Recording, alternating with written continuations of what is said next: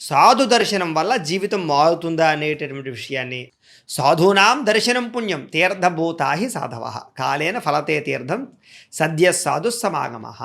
మహాత్ములు దర్శించడం వల్ల పుణ్యం వస్తుందిట. వారు తీర్థాల లాంటి వాళ్ళు. తీర్థాలు అంటే కనుక మనకు చూడండి, నదులు.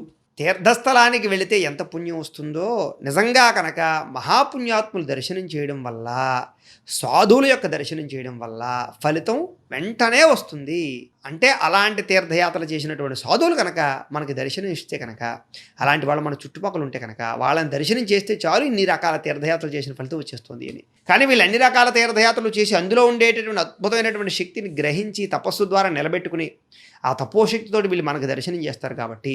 అయితే అలాంటి సాధువులు ఇప్పుడు ఉన్నారా అండి అంటే కనుక ఉన్నారు, లేకపోలేదు. కానీ కోటికి 2-3 చొప్పున ఉన్నారు. శంకర పరమాచార్యులు లాంటి వారు కానీ, లేదా శృంగేరి పీఠాధిపతులు, కంచి పీఠాధిపతులు, ఇలాంటి మనకు కొంతమంది పీఠాధిపతులు మహానుభావులు ఇంకా ఉన్నారు. ఇన్ని వ్యాధులు వచ్చినా ఇంకా సుభిక్షంగా ఉంటుంది. కాబట్టి ఖచ్చితంగా వాళ్ళు చేసినటువంటి జపో తపో ఫలితం.